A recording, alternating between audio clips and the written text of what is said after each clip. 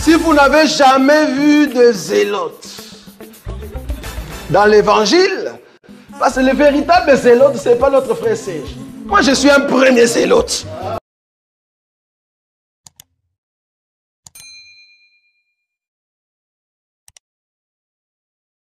Que le roi des gloires soit loué, lui qui mérite l'honneur et la puissance. Amen.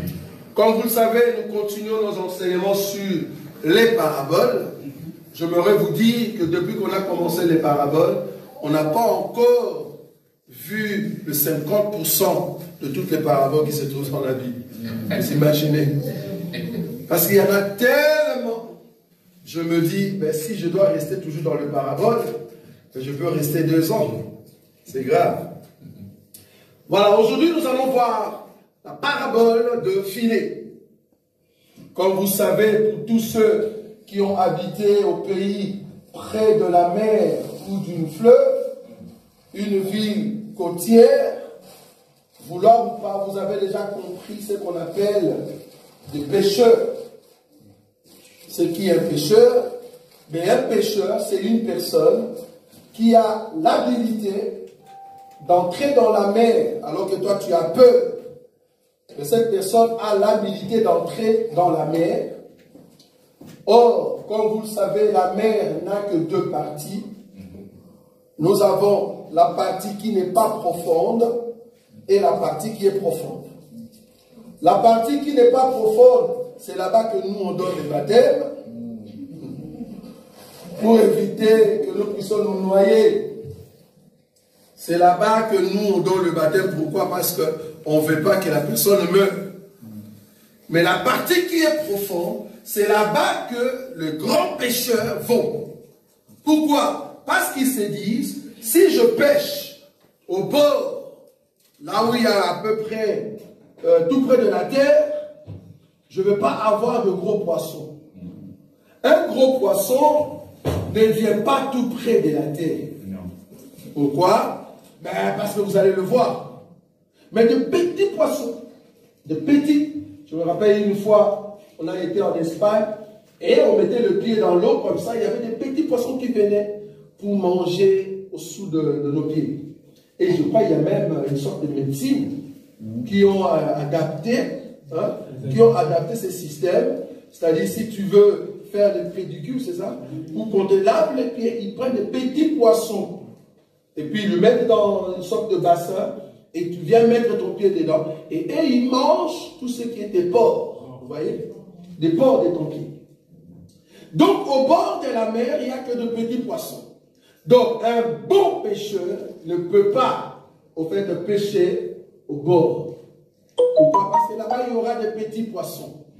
Et les petits poissons aiment trop le bord. Parce qu'ils se disent, si je reste dans le fond de la mer, ben, les gros poissons vont me manger. J'aime ça, c'est très important. Donc, du coup, un grand pêcheur doit aller au fond, au fait, de la mer. Et c'est là-bas qu'il doit chercher une bonne position de sa barque. Je commence déjà à prêcher si vous ne comprenez pas. Une bonne position de sa barque. Et c'est là-bas qu'il va jeter son filet. Mais qu'est-ce qu'il espère dans sa tête? D'abord, il doit être sûr que son filet n'a pas de trous. Pourquoi? Parce que si le filet a des trous, ben, il y aura des poissons qui vont s'infiltrer et sortir par là. Pourquoi? Parce que ton filet n'était pas approprié. Et je me te dire, nous avons de pêcheurs imprudents qui ont des filets troués. Quand ils jettent leur filet, ben, les poissons ne savent pas rester. Et surtout les petits poissons. C'est pour cela quand tu as le filet et que ta vision est de prendre et les grands et le petit, il faut que ton filet ait une dimension bien spécifique pour éviter que le petit poisson puisse s'en échapper. Donc si tu as un trou dans le filet, il y a un problème. Okay. Et quand tu jettes le filet, qu'est-ce qui se passe? Ben, tu attends, tu espères. Donc, quand le filet touche l'eau, tu espères que les poissons vont venir. Ils seront attrapés par rapport à la dimension de ton filet. Donc le filet a été créé pour être jeté dans un coin spécifique. Et dans ces coins-là, tu espères que les poissons vont entrer sous ton filet. Et c'est comme ça que tu peux ramasser maintenant le filet et l'amener sur ta barque. Arrivé sur ta barque, il ne faut pas amener tout pour aller manger. Je voudrais te dire, dans le filet, il y a d'autres poissons que tu n'as pas besoin. Alors, qu'est-ce qu'il faut faire? Tu les ramènes à la barque. Maintenant, il faut laisser les autres qui ne sont pas appropriés pour ne pas être mangés à ce moment-là. Qu'est-ce que tu fais? Si tu es bon, il ne faut pas être comme des pêcheurs du Congo. Un animal que tu ne veux pas manger, mais tu le tues. Pourquoi tu le tues? Tu pouvais le laisser aller calmement. Quelqu'un qui a vu une fourmi qui n'a rien fait, mais tu le tues. Pourquoi? Tu ne sais pas le mettre dehors. Tu peux juste le mettre dehors. Imagine si tu étais une fourmi. Tu n'as rien fait. Mais tu rencontres quelqu'un qui te tue. Tu n'as rien fait. Tu ne l'as même pas piqué. Pourquoi tu me tues? Ou peut-être jeter dans ta maison. Ben, fais-moi sortir, je vais chercher une autre maison. Et nous avons des pécheurs comme ça. Un animal qui entre, au lieu de le laisser... Pourquoi je tue? Bon, c'est tout à fait normal parce que le poisson en question n'a pas de valeur. Vous voyez ça? N'a pas de valeur pour toi. C'est pour cela que tu le tues. Donc c'est ça en fait ce que nous voulons voir aujourd'hui. Ce que j'ai dit ici, c'est comme on dit, présenter l'idée de mon enseignement. Très important. Alors que nous avons lu dans le livre de Matthieu, Jésus-Christ qui va dire, à partir du verset 47, il dit ceci: le royaume des cieux est encore semblable à un filet jeté dans la mer et ramassant des poissons de toute espèce. Quand toi tu vas de toute espèce, tu penses que tous les poissons de la terre étaient entrés dedans. Nous, dans la révélation, nous disons non. Le filet en question n'a pris que 2 espèces. Et nous allons le prouver. Quand la Bible dit de toute espèce, nous voulons voir quelles sont les espèces qui ne peuvent venir que dans le filet. Très important. C'est ce que nous voulons voir. Et quand les espèces sont là-dedans, la Bible dit 48, quand il est rempli, donc il y a un temps pour jeter, un temps pour attendre, et un temps pour que le filet soit rempli. Et quand le filet sera rempli, alors le pêcheur le tire. Et après s'être assis sur le rivage, en d'autres termes, après avoir quitté la profondeur, il faut qu'il sorte pour aller vers le rivage. Est-ce que vous avez vu ça? Les trajets en question, nous allons l'expliquer. Arrivé maintenant au rivage, qu'est-ce qui se passe? Ils mettent dans des vases ce qui est bon et ils jettent ce qui est mauvais. Ils n'ont pas tué, mais ils l'ont jeté. J'aime ça. Mais après avoir jeté, mais ils s'en vont où? Ce qu'on a jeté. Le verset 49, Jésus donne l'explication. Il en sera de même à la fin du monde. Les anges viendront séparer les méchants d'avec le juste. Ok, je commence maintenant mon enseignement. Je vais prendre une écriture. Je suis dans le livre de Matthieu chapitre 4, frère Boïka. Le verset 18 à 22. Matthieu chapitre 4, le verset...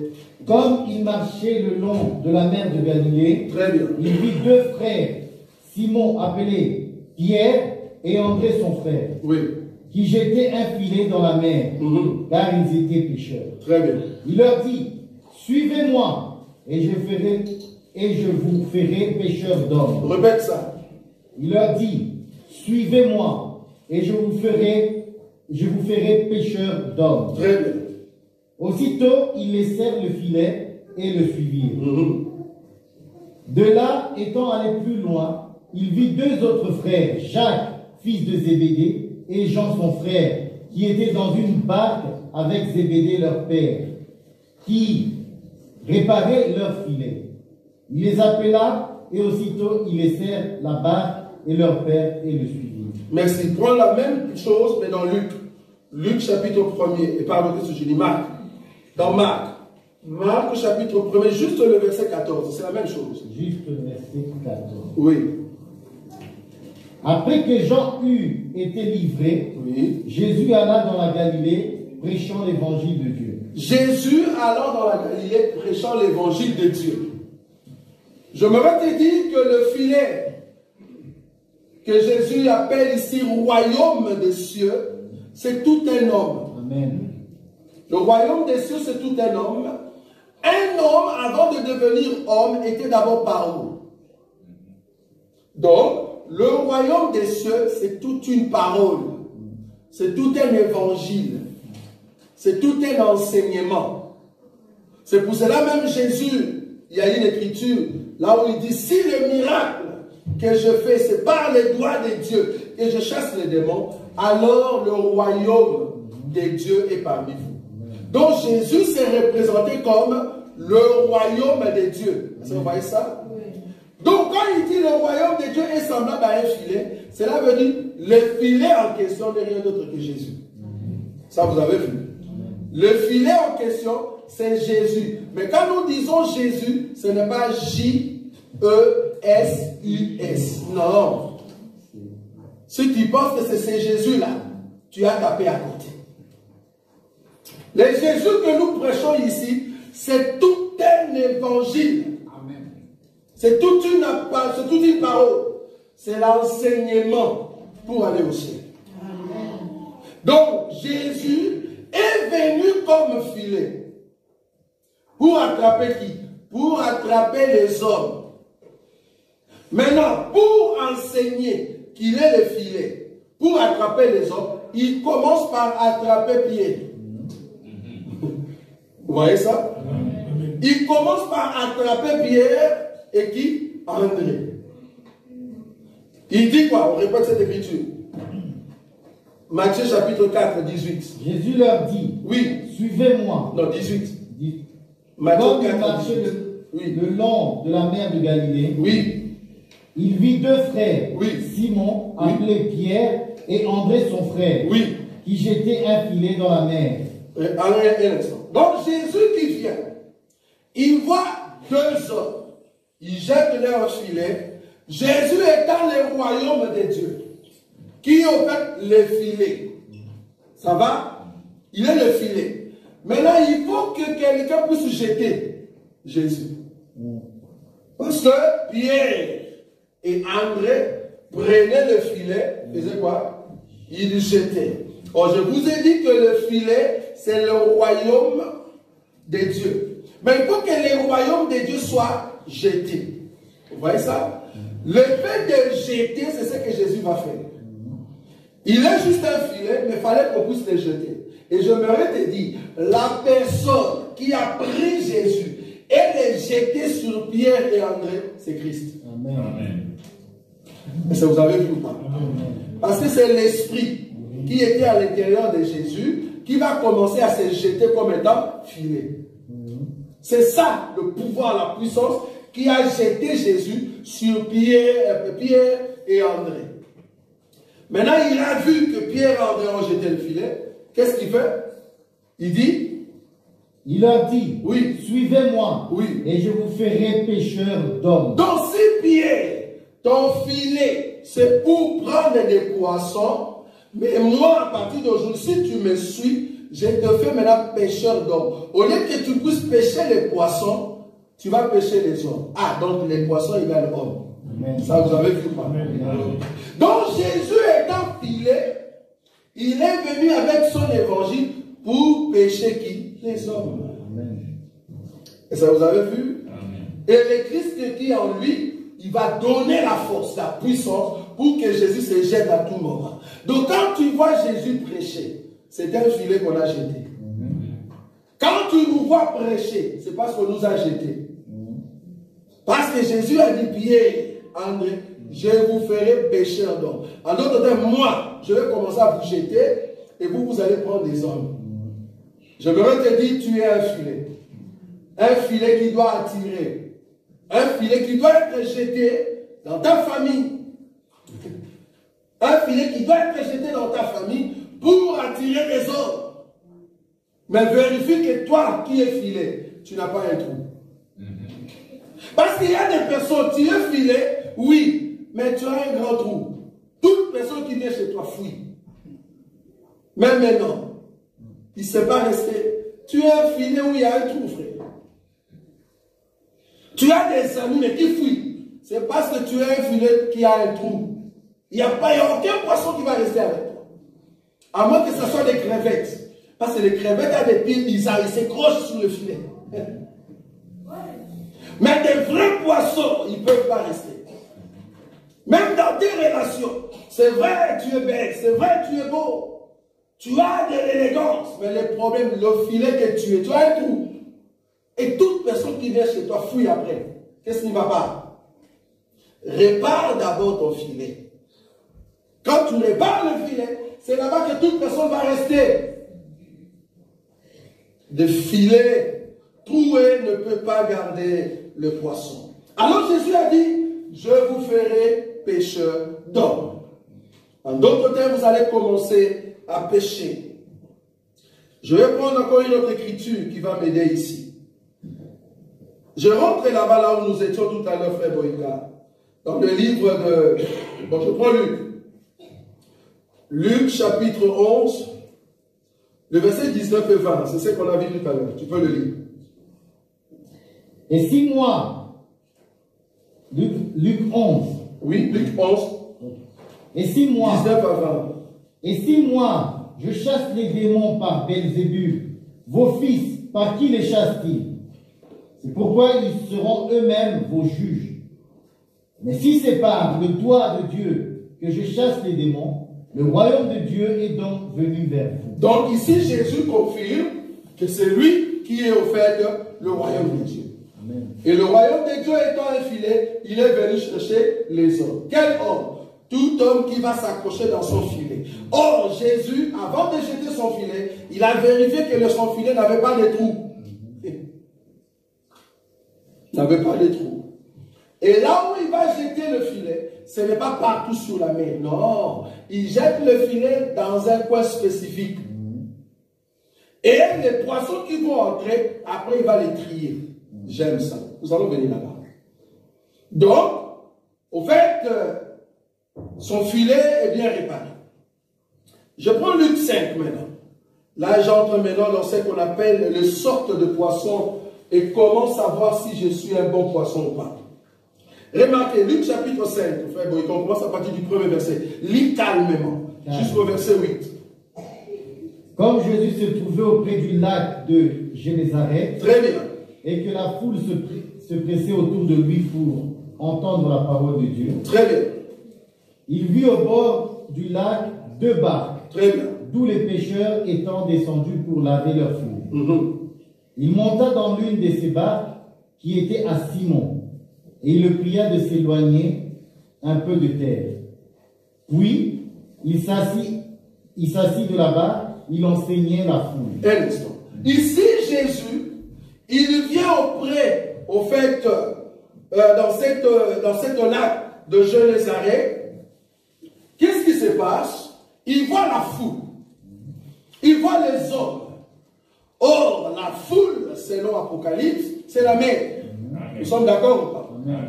C'est la mer. C'est-à-dire Jésus qui doit jeter le filet, il doit le jeter sur les hommes, sur la foule, sur des personnes. Quand il a vu la foule, il dit, ah, moi je suis le filet. Comme je suis le filet, ici donc je dois pêcher. Alors pour pêcher, il voit 2 barques. Il dit à Simon, il entre dans la barque de Simon et puis il lui dit, avance un tout petit peu. C'est-à-dire, entre dans la mer. Je m'aurais te dit, le mouvement où Jésus était sur la terre, avec la foule, il n'a pas prêché. La Bible dit, je reprends l'écriture, comme Jésus se trouvait auprès du lac de Génézareth et que la foule se pressait autour de lui pour entendre quoi? La parole. Pour entendre la parole de Dieu. Il vit au bord du lac deux barques d'où les pêcheurs étaient descendus pour laver leurs filets. Il monta dans l'île de ces barques qui étaient à Simon et il les pria de s'éloigner un peu de terre. Vous voyez ça? Puis il s'assit et de la barque, il enseignait la foule.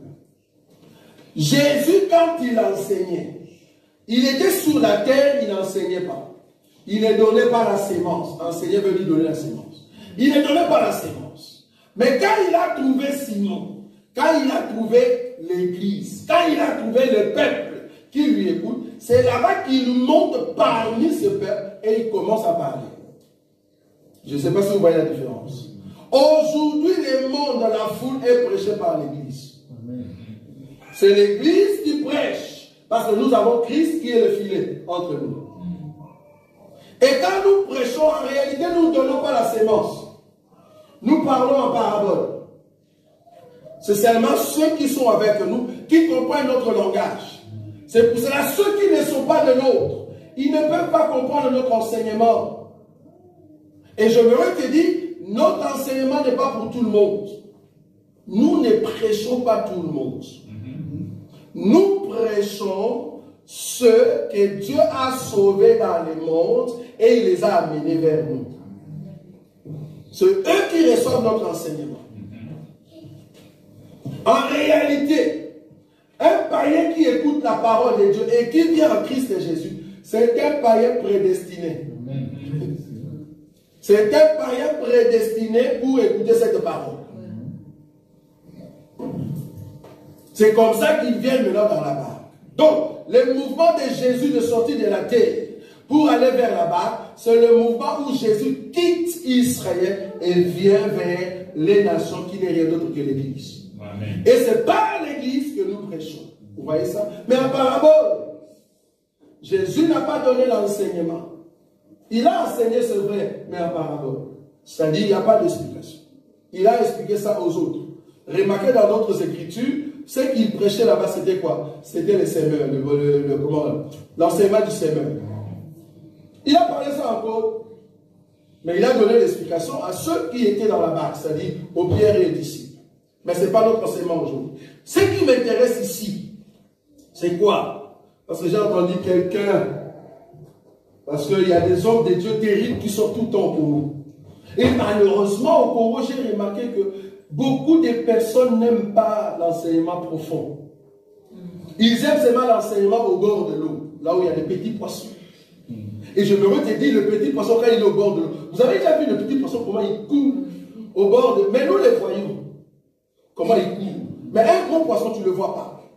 Tu as même peur que tu nages, il se pousse, qu'il se cache au fond. Mais c'est un gros poisson. Mais les petits poissons, quand ils jouent au bord de la mer, nous les voyons. Et je me redis, il y a des prédicateurs qui sont des petits poissons. Moi, je les appelle des petits poissons. Pourquoi? Parce qu'ils n'ont pas la profondeur de ce que nous présentons. J'ai vu un petit poisson au Congo. Est-ce qu'il faut que je cite son nom?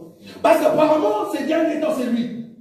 Tout le monde court derrière cet homme. Ils disent, ah, quelle révélation. Alors que les messieurs nous donnent que de foutaises. Quand tu le suis, que de fausseté. Sur l'enseignement. Il est venu de Lubumbashi. Il s'appelle, je crois, David Kateba, quelque chose comme ça. Je vous dis, quand il parle, tout le monde sont épatés. Mais moi, je l'ai suivi, il a parlé sur Noé. Je vous dis, quel heureux. Mais tout le monde a clamé. Il dit, waouh. J'ai dit, voilà les petits poissons. Or, nous autres, nous voyons comment est-ce que ces choses se présentent. Un homme de Dieu qui présente un enseignement qui n'est pas juste, je suis désolé de le dénoncer à tout moment. Parce que si vous pensez que vous pouvez avoir quelque chose de bon, je suis désolé, je dois le dénoncer. Pourquoi? C'est la Bible qui me le dit. La Bible me dit que ceux qui sont dans les maisons, c'est là-bas qu'il faut le juger. Comme je l'ai dit toujours, le jour où je vais dire des faussetés, vous avez les droits de me juger. Tu cites mon nom, tu dis non. Frère Roger, là, c'était une fausseté. Je veux me repentir. Si c'était un païen, je n'allais pas citer son nom. Je cite parce que c'est un bien-aimé qui est dans le Seigneur. Je ne vais pas le pécher. Parce que quand on a repris Apollos, on avait repris, je ne sais pas si vous voyez ça, on a repris Apollos parce qu'il prêchait sur le baptême, l'homme de Dieu. On a pris Apollos à côté. Quand on a pris Apollos à côté, en réalité, il n'y avait que 3 personnes. La femme, qu'on appelle Priscille, c'est ça? Et qui, Aquilas et Apollos. Ils étaient qu'à 3. Mais comme la Bible veut que nous puissions dénoncer quelque chose qui n'est pas, jusqu'aujourd'hui, nous tous, nous savons qu'Apollos avait tapé à côté. On nous a tout dit qu'Apollos avait tapé à côté. On l'a dénoncé. Mais c'est notre frère. Le fait de dénoncer quelqu'un, cela ne veut pas dire que la personne est fausse. Ce n'est pas ce que je dis ici. Je dis l'enseignement en soi, ce que tu as présenté, c'est taper à côté. Il a parlé sur Noé et l'enseignement n'était pas juste là-dedans. Il n'a pas vu la valeur de la femme de Noé qui ne pouvait pas se présenter quand Noé avait bu du vin. Si tu ne vois pas, alors tais-toi. Au lieu de dire des bêtises. Là, il commençait à dire, ah ben Noé, ce que tu as fait, tu voulais maudire tes enfants. Toi-même, tu es venu te déshabiller et maintenant tu commences à maudire tes enfants. Frère, tu n'as pas vu l'esprit de Christ là-bas, tais-toi. Tu n'as pas vu. Si tu savais qu'aujourd'hui, les Noé là, aujourd'hui encore est encore nu. Amen. Et le vin est encore dans sa tête. Amen. Et il a fait exprès pour que nous puissions venir dans la maison et voir sa nudité. Amen. Et la femme ne voulait pas, quand il buvait le vin, la femme dit, ok, va boire ton vin là-bas, moi je viens pas. C'est la femme qui ne voulait pas. Si tu ne connais pas cette femme, nous on connaît son nom. Oh. Si tu sais rien, tais-toi, on te dit des bêtises, c'est l'esprit de Christ. Amen. Les grands frères, n'y est pas, il était dans les champs. Les petits frères qui étaient partis pour dépenser son argent, il est déjà revenu. Si tu ne vois pas, tais-toi. Au lieu de dire de bêtises. Et tout le monde criait, waouh, quelle révélation. Alors que c'était à côté. Donc ici, des petits poissons sont au bord. Nous comprenons. Mais là au bord, il n'y a que de paraboles. Tu ne comprends rien du tout. Il faut que Jésus maintenant dise cette parole, frère Boïka. Le verset 4. Verset 4. Lorsqu'il eut cessé de parler, oui, il dit à Simon, avance en plein eau. Oui. Et jetez vos filets pour pêcher. Où est-ce que vous avez vu ça? J'étais au bord, je parlais en parabole. Mais Jésus a dit, ok, maintenant je vais changer les langages. Je vais entrer dans le langage du profondeur. Il dit, Pierre, avance la barque là-bas, dans la profondeur. Je me te dit, nous avons le peuple du bord et le peuple de la profondeur. Amen. Le peuple de la profondeur, c'est l'Église. Israël, c'est le peuple qui est au bord. Il ne peut pas comprendre les choses de Dieu aujourd'hui. Il y a 4 jours, on l'a bombardé. Israël. 4 jours, on l'a bombardé. C'est l'Iran qui l'a bombardé. Il dit, voilà parce que tu as fait ça, je te bombarde. Et je suivis le premier ministre israélien qui a dit, ce que l'Iran a fait, il ne comprend pas. Ben, nous allons lui donner une leçon. En d'autres termes, quand eux, ils vont répliquer contre l'Iran, l'Iran aussi va répliquer.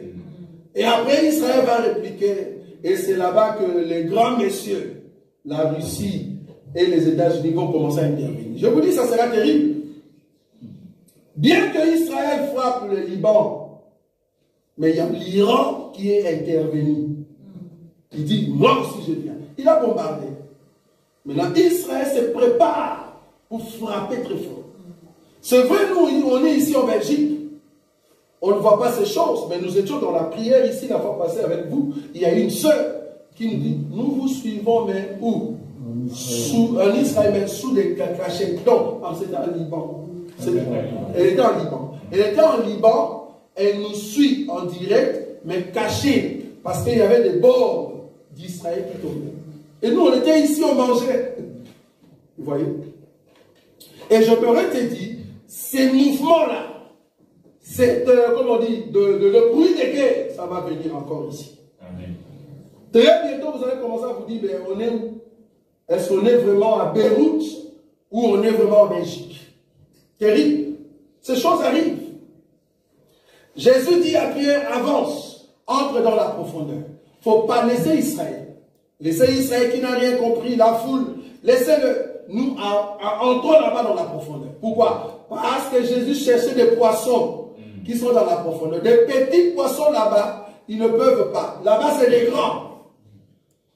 Et là-bas, dans la profondeur, c'est terrible. J'ai vu une sorte de documentaire. On nous a montré un poisson qui a des lèvres avec de rouge à lèvres.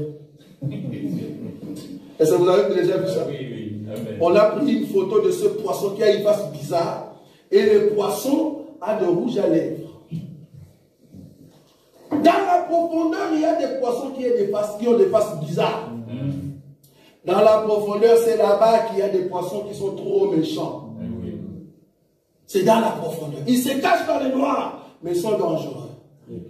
Mais ils ne sont plus dangereux parce que le filet est parti le trouver là-bas et les ont pris. Ils sont captifs, esclaves entre les mains de Pierre. Nous avons au milieu de nous des frères et sœurs qui étaient méchants, méchantes dans le monde, mais quand le filet est venu, il les a pris et les a amenés en Christ Jésus. Dieu a banni tout ce qui était la méchanceté. Et ils sont aujourd'hui de bonnes personnes. Parce que Jésus les a sauvés. Parce que c'est Jésus qui transforme. Nous étions dans la profondeur et Dieu nous a attirés vers la barque, qui est au fait la barque de Pierre, c'est-à-dire l'église. Souvenez-vous, c'est Pierre qui détient la clé de l'église. Donc, Pierre représente l'église. La barque de Pierre représente l'église. Donc, du coup, dans la profondeur, Pierre a jeté le filet et il y avait beaucoup de poissons. Le verset 6, le frère Boïka. L'ayant jeté, oui, il prit une grande quantité de poissons. Très bien. Et leur filet se rompait. Un instant. Nous sommes dans le verset 6. L'ayant jeté, en d'autres termes, ayant prêché la parole de Dieu. Est-ce que vous comprenez ça? Quand il jette le filet, cela veut dire ayant prêché l'évangile de Christ, ayant proclamé le royaume de Dieu. C'est-à-dire, très bientôt, nous allons partir dans notre royaume. C'est ça l'évangile de Christ. L'évangile de Christ, c'est l'évangile de l'enlèvement. Je suis désolé si tu viens ici et que tu as besoin d'une parole du genre, le Seigneur va au fait ouvrir cette porte devant toi. Je vois une main de l'Éternel sur toi. Tu seras béni et tu vas acheter des maisons. Nous ici, dans notre évangile, pour acheter des maisons, va travailler. Ne souffre pas. Il n'y a personne, tu es assis comme ça et puis on te donne une maison. À moins que ça soit l'héritage. En tout cas, si c'est en Europe, on va te demander où est-ce que tu as pris ça. En tout cas, en Afrique, là, ça passe. Tu ne sais pas comment on a pris cette maison et puis on te donne un cadeau.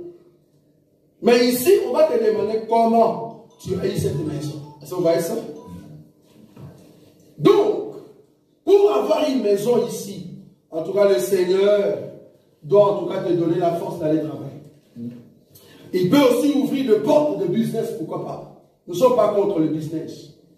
D'ailleurs, nous poussons le peuple de Dieu à devenir des entrepreneurs. Personnellement, j'en ai marre du salaire.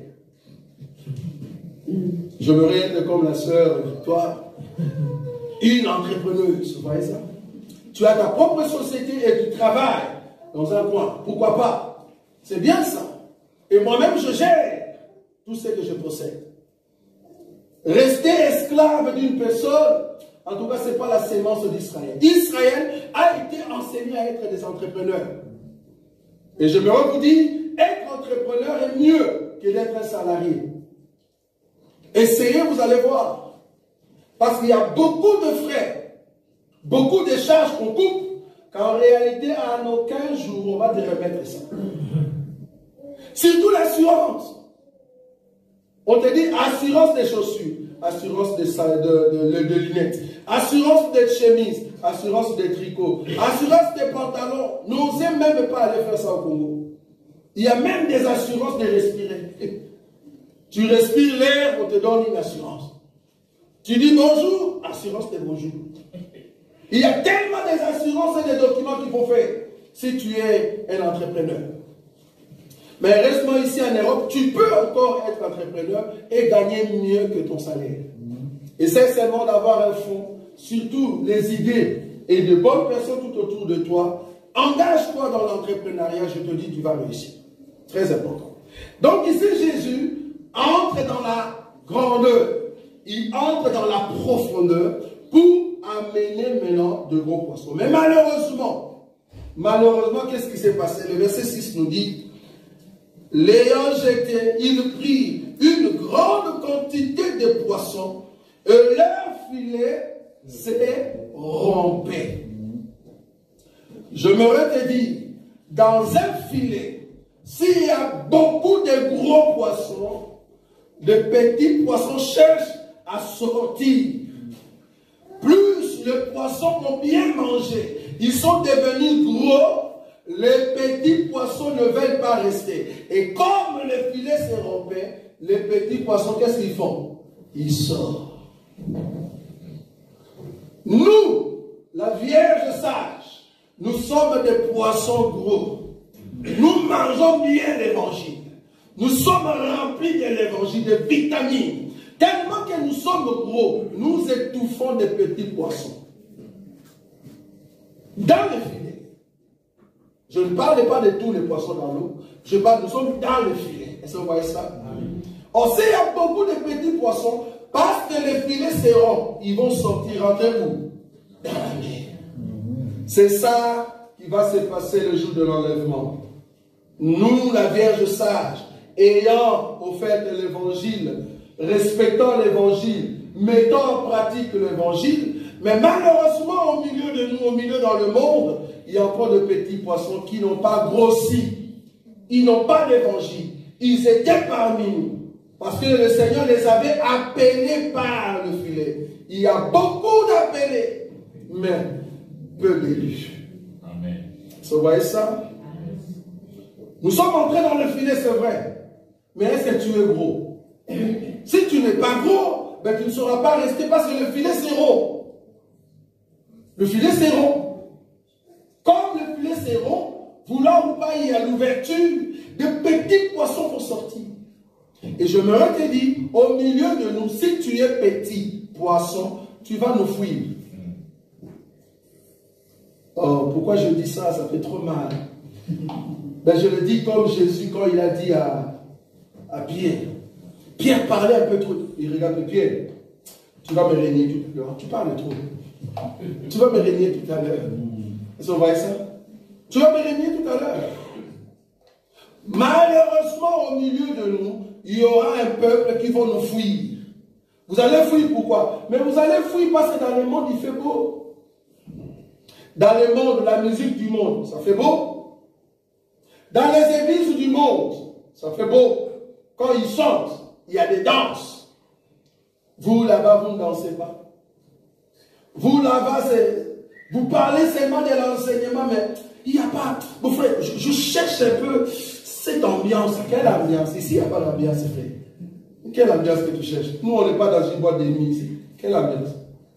Tu veux qu'on te laisse danser comme tu veux? Non, ici, on ne danse pas. Ici, on vient écouter le coup. On vient écouter le Seigneur. Tu es sûr vraiment que quand Jésus chantait, parce qu'il est dit dans la Bible, Jésus chantait. Donc Jésus ne bougeait même pas. C'est toi, il écrit, tu donnes nous. Où Jésus bougeait. Et si tu penses que Jésus bougeait par la hanche, ça c'est le Jésus du Congo. Parce que le Jésus de la Bible, il ne bouge pas par la hanche. Je vous dis, pourquoi je parle de mon pays de foi? Parce que ça me fait mal. Il y a eu une génération qui vient de sortir. Cette génération, ils vous dansent. Devant tout le monde, ils mettent leur veste sur leurs hanches et ils dansent la danse de Balouba devant tout le monde et la hanche fait tout le mouvement que l'on peut faire sur le lit. Et tout le monde acclame. Vous voyez, ça devient normal. Ça devient normal. Nous ici, ce n'est pas possible. Si je le fais, vous voyez comme la soeur me prend en vidéo, les personnes. Ça va aller tout loin. Il dit voilà, la personne que vous suivez, regardez seulement comment il bouge la hanche. Mais je vous dis, ça c'est un secret entre nous. ce n'est pas que je ne bouge pas la hanche, mais je le fais seulement pour une personne. Seulement ma femme. C'est elle qui a le droit de voir comment je bouge la hanche. Mais tous ceux qui restent, non, vous n'avez pas les droits. Vous avez le droit de me voir comme un palmier. Je suis découpé. Je ne bouge pas. Sinon, vous allez prendre des photos. Mais quand je suis à la maison, je suis à l'aise. Qu'est-ce que je veux dire par là? Un enfant de Dieu marié, tu n'as pas le droit de danser de danse qui ne respecte pas l'écriture. Non. Comment tu bouges la hanche comme ça, devant tout le monde? Qu'est-ce que tu nous montres? Tu veux nous dire, en fait, venez voir ce que je fais à votre frère. C'est ça. C'est ça, non? Et toi, le frère, quand tu danses devant tout le monde, la danse là devant toi, qu'est-ce que tu veux nous dire? Venez voir comment je fais à votre soeur. C'est ça. David n'a pas dansé par la hanche. Ça, c'est l'erreur que beaucoup font. David a dansé la danse qu'on appelle humilité. Amen. Voilà. Il dit, je vais me paraître vil devant toi. C'est ça l'humilité. Tu as très mal compris la danse. Quelqu'un m'a dit, mes frères, vous êtes trop radical. Vous croyez vraiment que les Américains, si les Américains dansent leur danse d'Amérique, ils sont en dehors de la parole. Est-ce que vous allez vraiment me voir étant américain, Jésus est Seigneur, et puis je fais le truc de Michael Jackson? Jamais. Je ne peux pas. D'abord, tout ce que lui faisait, il y avait un code. Quand il faisait, comment on appelle ça, le truc de retour là, c'est-à-dire le monde tourne, mais nous on recule. Il y a un langage codé. Le monde tourne, mais nous on recule. C'est ce qu'il faisait.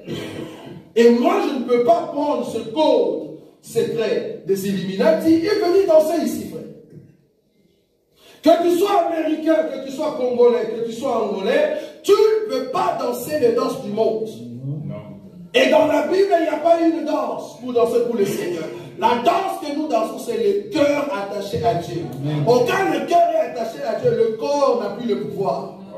Pourquoi ton corps bouge? Ça bouge, mais calmement. En même temps, l'esprit lui dit, attention, ne bouge pas trop. Contrôle. Sinon, il y a un problème, frère. Il ne faut pas laisser ton corps bouger comme si tu étais où. Très important. Nous sommes un peuple béni. La Bible dit le filet s'est rompu. Du coup, de petits poissons sont sortis. Et qui sont les poissons qui sont restés? C'est seulement le gros poisson, frère Boïka. Je prends une écriture Jean. Jean chapitre 21. C'est la même chose, mais maintenant après la croix. Parce que le gros poisson, c'est toute personne qui traverse la croix. Oui, Jean chapitre 21, à partir du premier verset, tu descends. C'est là-bas qu'on va terminer. Après cela, oui, Jésus se montra encore aux disciples sur le bord de la mer de Tibériade. Oui. Et voici de quelle manière il se montra. Un instant, frère, avant d'aller là-bas, rentre un peu dans Luc chapitre 5, le verset 3 et 8. Il est dit quoi? Non, le verset 7. Voilà, le 7. Luc chapitre 5. 5, le verset 7. Qu'on termine là-bas d'abord. Tu prends le verset 6 qu'on a lu tout à l'heure, le verset 7 et 8. L'ayant jeté, oui. Ils prirent une grande quantité de poissons. Très bien. Et leur filet se rompait. Leur filet s'est rompu, à d'autres termes, comme il y a ouverture de petits poissons, se sont échappés. Est-ce que vous avez vu ça? Maintenant, c'est les gros poissons qui doivent rester, je vais le démontrer. Allez-y. Ils firent signe à leurs compagnons qui étaient dans leur barque, oui, de venir les aider. Oui. Ils vinrent et ils remplirent les deux barques, oui, au point qu'elles s'enfonçaient. Très bien, un instant. Donc, quand le filet s'est rompu, quand le petit poisson commençait à fuir, parce qu'il y avait une très grande quantité de gros poissons, maintenant pour tirer et amener dans la barque, quand on dit gros poissons, cela veut dire ceux qui étaient des méchants. Ceux que Dieu avait une grande vision comme des pôles, des persécuteurs, mais qui sont venus en Christ et Jésus et qui ont de la valeur. Nous étions des pécheurs. Nous étions des pécheurs ayant un diplôme d'ingénieur. J'aime toujours rentrer là-bas. Parce Parce qu'il y a des pécheurs qui ont juste des certificats. Mais il y a d'autres pécheurs qui avaient des ingénieurs, qui sont des ingénieurs. Ingénieurs dans le mal. Un diplôme d'ingénieur en mal. C'est-à-dire c'est un requin. Tout poisson n'est pas poisson frit. Il y a des poissons qui sont des requins.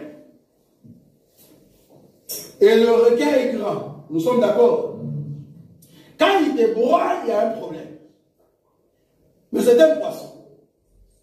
Et il y a des requins qui sont un peu petits, mais trop dangereux.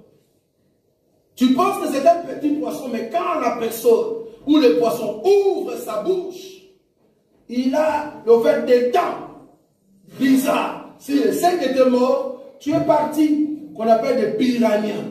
Vous avez déjà rencontré des piranhas. Un poisson qu'on appelle piranha, qui aime trop les sangs. Quand je parle des poissons, toi tu vois vraiment les poissons, tu dis oui, poisson avec les yeux, oui, avec le...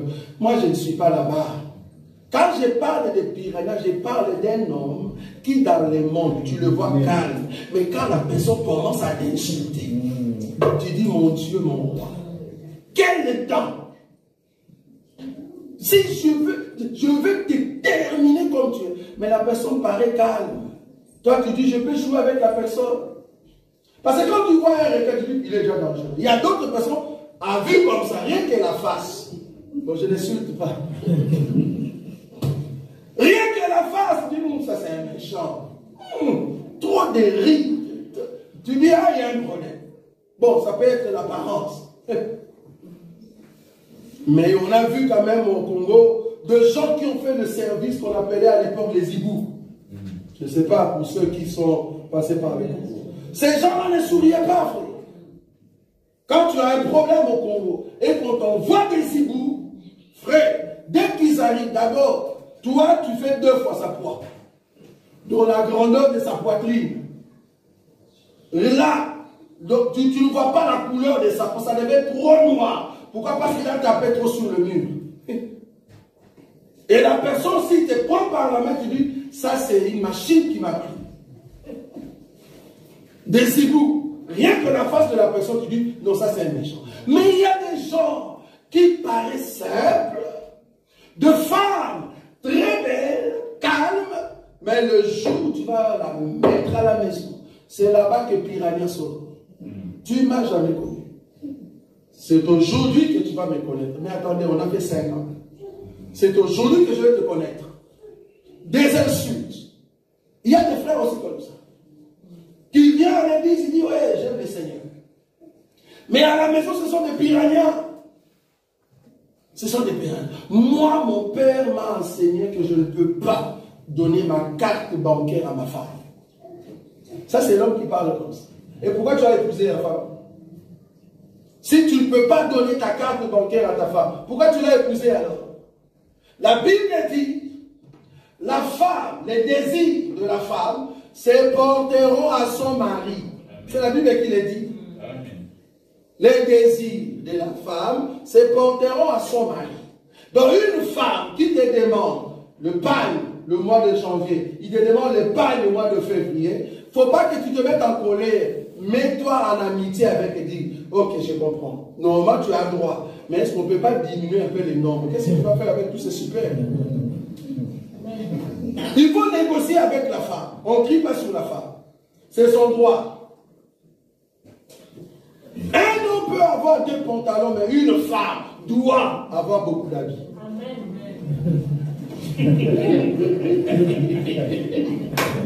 Je répète. Un homme doit avoir le 2 pantalons, c'est bien. Mais une femme doit en avoir beaucoup.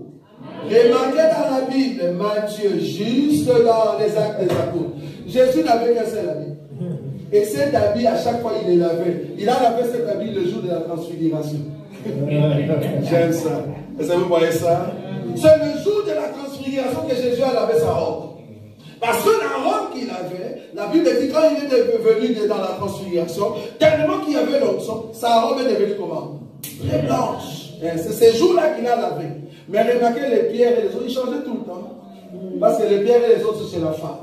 Une femme qui n'a que 2 robes et un homme qui a 20 costumes, c'est un homme hypocrite. C'est un homme qui ne donne pas l'argent.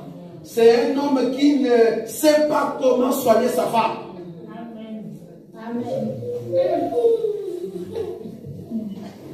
C'est un homme qui ne soigne pas sa femme.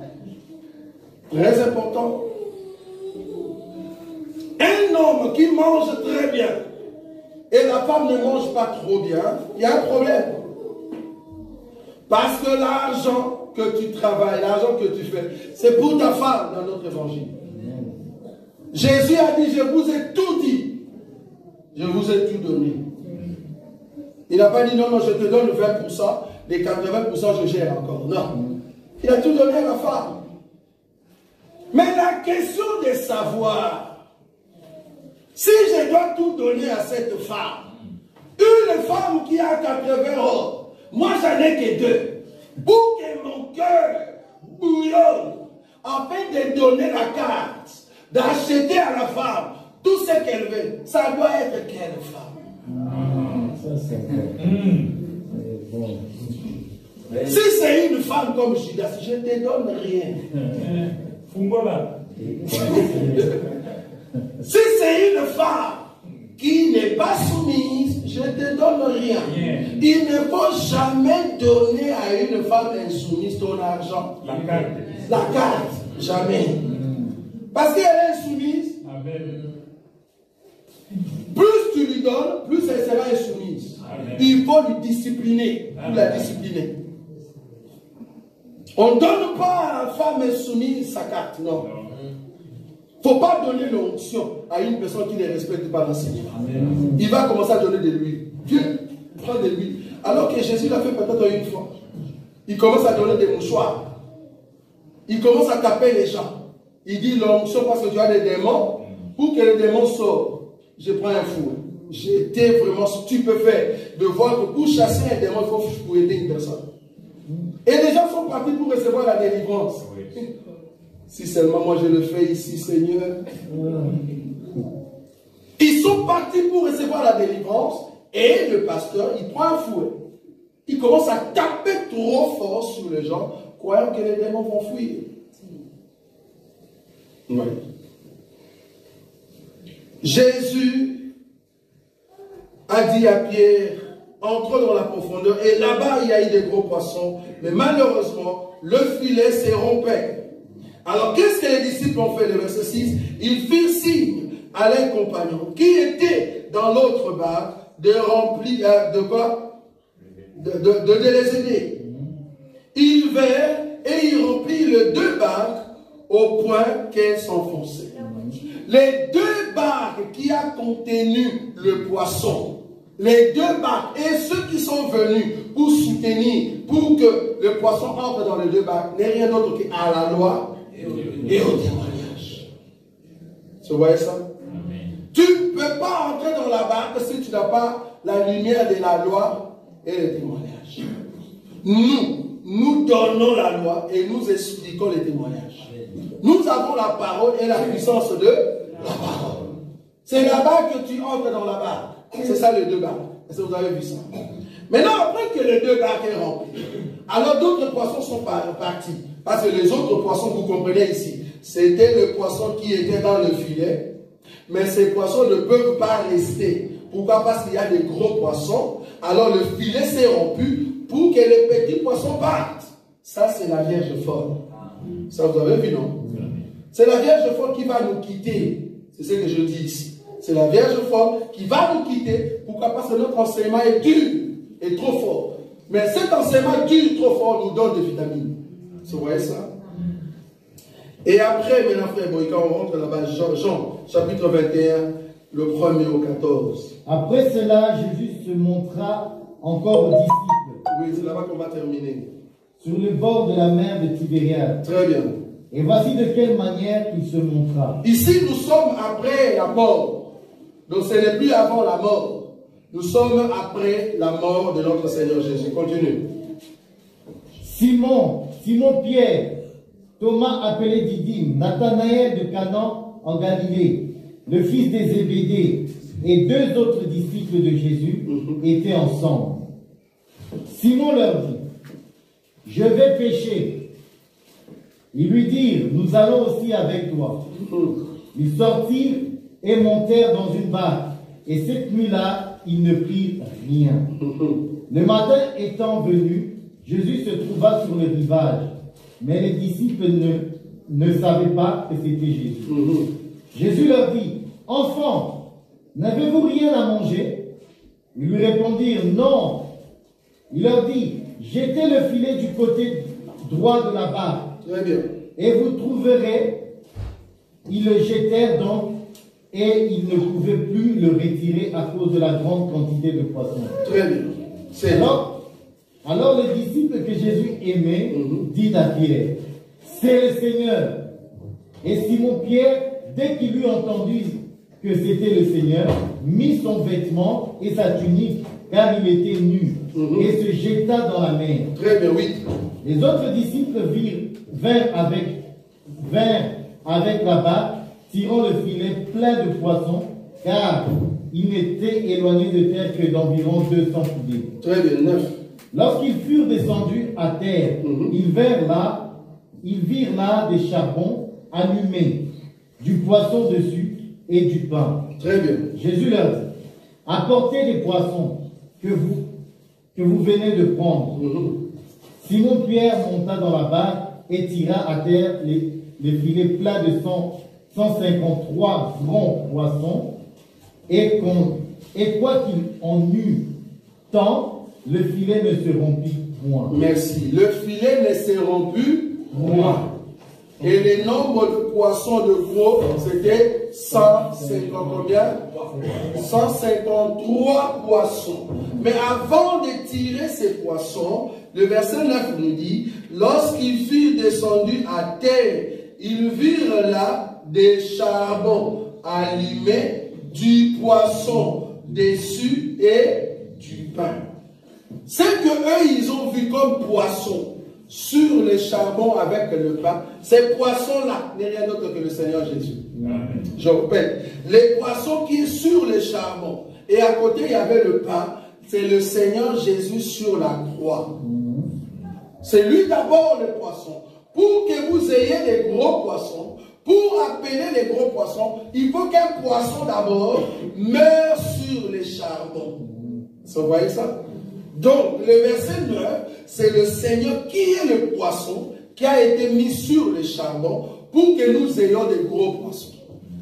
Remarquez, on nous a dit qu'il y avait 153 poissons. C'est-à-dire 1, 5, 3. Je prends une écriture. Les 153, bien que dans l'autre on dit 153, mais virgule 6. Je prends une écriture. 2 Chroniques. C'est quoi les 153 poissons, gros poissons?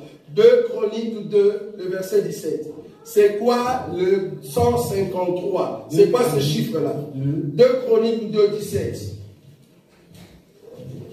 Remarquez cette écriture. C'est quoi le 153? Salomon compta les étrangers. Comment? Salomon compta tous les étrangers. Donc Salomon va commencer à compter tous les étrangers. Oui. Qui étaient dans le pays d'Israël. Qui étaient dans le pays d'Israël. Qui étaient dans le filet de pierre. Est-ce que vous voyez ça? Qui étaient dans le filet de pierre, oui. Et dont le dénombrement avait été fait par David. Oui, que David avait déjà fait. Oui. On trouva 153 600. 153 000,6. Vous voyez ça? Donc le chiffre 153 est lié aux étrangers. Ça vous avez vu ou pas? C'est lié aux étrangers. Donc les 153 gros poissons, c'est les temps des étrangers. C'est le temps où Dieu vient prendre un peuple qui sont devenus de gros poissons pour les amener afin qu'ils adorent les dieux tous. Amen. Je ferme ma Bible. La parabole du filet, c'est la parabole de la prédication de l'évangile de Christ. Un évangile qui vient attirer les 153. Parmi qui? Parmi les étrangers. Ce n'est pas tout le monde qui est gros poisson, parce qu'il y aura une quantité qui va quitter. Et la quantité des 153 notre filet n'a pas de trous. Parce que la Bible dit, le filet ne se remplit pas. Ce sont ceux qui mettent en pratique exactement la parole de Dieu. Le filet n'a pas de trous, frère. Si dans d'autres églises, ils ont des filets qui ont des trous, si dans d'autres évangiles, leur évangile a des trous, nous, dans notre évangile, il n'y a pas de trous, frère. On ne peut pas rompre notre évangile. C'est un évangile propre qui garde que le 153 qui sont venus de partout sur la terre parmi les nations. Amen. Si tu entends le son du filet sur la mer, si tu entends le son de la prédication de l'évangile de Christ, frère, ne ferme pas ton cœur. Aujourd'hui, l'évangile qui peut t'amener au ciel, je vous dis, c'est l'évangile de Christ. Amen. Il n'y a pas un autre évangile. Ce n'est pas l'évangile de la prospérité. Non, c'est faux.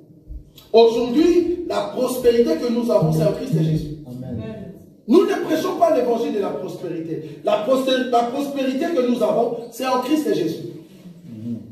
L'évangile des sang précieux. Oui, l'évangile des sang précieux qui est en nous. Pas l'évangile des sang précieux qu'on invoque. Le sang précieux est en nous. L'évangile de la main de l'Éternel, oui, parce que la main de l'Éternel nous garde. Nous sommes gardés. J'ai été stupéfait de voir qu'aujourd'hui, les hommes, ils ont corrigé Dieu en ce qui concerne le terme patriarche.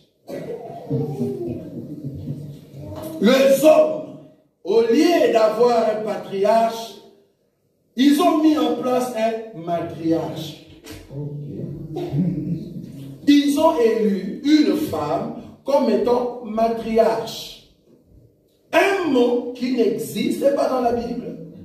Un mot qui n'a rien à voir avec les choses de Dieu. Matriarche. En d'autres termes, si vous voulez voir votre père Abraham, lui c'est l'homme. Mais moi je suis la femme. Car nous n'avons qu'un seul patriarche. Le véritable Jésus. Celui qui est notre patriarche. Et il faut voir la matriarche en question. Remplie de mécas. Un matriarche rempli de mécas. Or, la Bible nous dit, nous sommes des modèles. Un matriarche qui est noir, qui est africaine, ayant des cheveux noirs, mais ce jour-là, parce qu'on va le mettre comme étant matriarche, elle a changé de cheveux. Ses cheveux étaient devenus bruns. Il a mis de peinture sur la tête, de mèches, de faux cheveux. Rouge à lèvres comme une sirène. Des bijoux pas mal. Et en-dessus de tout, il met la robe de leur pape. On dit, moi et monsieur le pape, nous sommes dans la même famille. Et tous ceux qui étaient à côté de monseigneur, des cardinals, mais soi-disant dans l'évangile dit réveil spirituel. L'église de réveil. C'est là-bas que nous disons, ce sont des églises, des sommets. Dans la Bible, il n'y a pas un terme matriarche. Une femme, strictement interdit à une femme de diriger l'église. Strictement interdit. Amen. Une femme ne peut pas diriger l'église. Si vous entrez dans une église où c'est une femme qui prêche, je l'ai dit du haut de la chair, c'est une femme lesbienne. Pourquoi? Parce qu'une lesbienne, c'est une personne qui veut donner la sémence à une autre femme. Tu es femme, tu veux donner la sémence. Une femme ne peut pas diriger une église. C'est une abomination. La parole. Si vous avez une écriture qui prouve cela, venez. Je suis d'accord que la femme peut être politicienne. Je suis d'accord. C'est dans le monde. Mais ici, là où il y a les ministères, ici dans l'église, la femme n'a pas de ministère. Et le patriarche ou le matriarche, savez-vous, ce n'est pas un ministère. Ce n'est pas un ministère. Il y a quelqu'un dans son église, il a consacré une femme ancienne. Donc si on consacre des anciens, on lui dit non, non, les anciens c'est bon, moi je vais créer. Et puis il vient, il appelle une femme, il dit, à partir d'aujourd'hui tu deviens ancienne. Ça se trouve pas dans la Bible. En d'autres termes, on l'a mis comme bishop. Une femme bishop, c'est une abomination devant Dieu. Une femme bishop, c'est une abomination. Une femme révérende, c'est une abomination. Ce sont les hommes qui ont créé ça. Ce sont les hommes qui ont créé. Je me te dire, si nous pouvions avoir des apôtresses dans la Bible, mais Marie de Magdala pouvait bien être apôtresse. Mais en aucun jour, Jésus l'a reconnu comme apôtre. Et d'ailleurs, le jour où Jésus allait se rencontrer avec ses frères, Marie était là venant comme si c'est moi qui ai vu quand le Seigneur est ressuscité. Elle vient, le Seigneur dit, oh Marie, ne me touche pas, je ne suis pas encore monté chez mon Père. Allez dire à mes frères, mais toi ne viens pas. Toi, Marie, ne viens pas. Mais dis à mes frères de venir me rencontrer à Galilée. Mais toi, n'ose même pas de venir. Quand la Bible dit, allez faire de tous les hommes mes disciples, cette parole-là, quand Jésus a dit ça, il n'y avait pas Marie. Non. Il n'y avait que le 11. Que les hommes, frère. Les baptisants, au nom du Père, on a vu une femme aujourd'hui qui baptise. Oh, quelle abomination. Toi, une femme, tu tues l'animal pour que nous puissions manger. Que le Seigneur pardonne ces gens. Vous ne comprenez pas ce que vous faites. Dans cet évangile, quand tu penses que ce sont des paroles simples et que tu oses prendre une personne pour donner les baptêmes, tu as tué cette personne 3 fois. Parce que tu es une femme. Une femme ne peut pas donner les baptêmes. Non, une femme ne peut pas donner les baptêmes. Et une femme ne peut pas prêcher. Amen. Nous ne pouvons pas venir ici et écouter une femme. Le jour où vous allez voir dans cette église, une femme s'élève pour venir prêcher ici, comprenez que je ne suis plus sur la terre. Comprenez que je ne suis plus sur la terre. En d'autres termes, vos peuples de Dieu ne sont plus sur la terre. Parce qu'en aucun jour nous allons permettre qu'une femme puisse nous donner la sémence. Parce que nous sommes contre les lésidianismes spirituels. Amen. Amen. Nous acclamons le Seigneur.